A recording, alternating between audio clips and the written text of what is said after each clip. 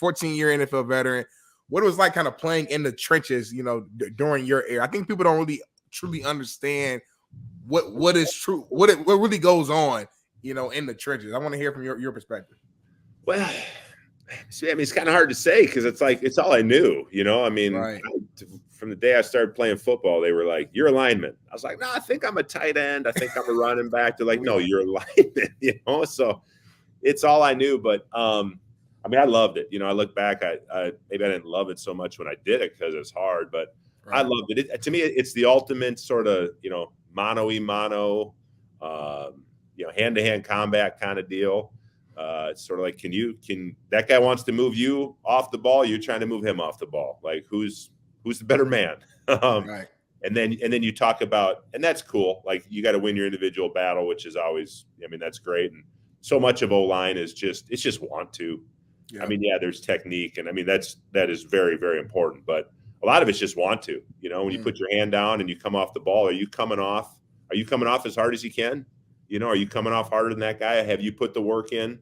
So I just love that part about it. But then you talk about the just the unit, and the offensive line unit, 5 guys working together. I know most people don't care, and they're not going to recognize the beauty in that. But when an O-line's clicking, man, and you're working together and you're all in sync, to me, it's like poetry in motion. But the thing about O-line, back when I played, it was still a lot of fullbacks, running a lot of ISO up the middle. It was still kind of a sort of a downhill kind of running game for the most part. Mm-hmm. There was never a Monday morning where you woke up and you're like, I don't feel so bad. Everyone's like, oh, you whooped him yesterday. That was an easy game. I'm like, there are no easy games in the NFL, and there's certainly no easy games playing O-line. Now, I don't think they understand. Center uncovered got to reach his goddamn 3 technique in the NFL. It's probably not an easy task. A lot of people don't ask the center to reach a 3 technique. They don't understand. This is just the first clip we got. This was Super Bowl 54 against the same 2 teams. I've been breaking down, and it's a tough thing playing in them trenches. I got an interesting question for you that a lot of people don't understand, that don't probably ask. You've leaned up, obviously, from your playing days. How important is that now to go from an O-lineman's weight to play and be able to ace and deuce and take on a double and or get the combo to the backer and all those things that you got to be able to push a Warren Sapp and those type of guys that just sink, just drop to the ground, low center of gravity, how hard it is to get under a D tackle that's athletically gifted as all these NFL legends you played against. Then to drop weight. I've talked to Schlereth and all these guys that were so heavy, and they're like, dude, I feel like I was going to die. I had to. Is that something that you got to think? You think about though that shit? I got to lose some weight. Well, yeah, definitely. When you're young though, you don't care, right? When you're in your 20s and even 30s. I just loved eating. I loved lifting heavy things. I loved trying to be the biggest, strongest guy every room I walked into, and that was your job, right? They're paying you millions of dollars to move nose tackles, right? So, But you know what? For me, and I think for a lot of guys, you really have to work to be that heavy. And I say work, just eat.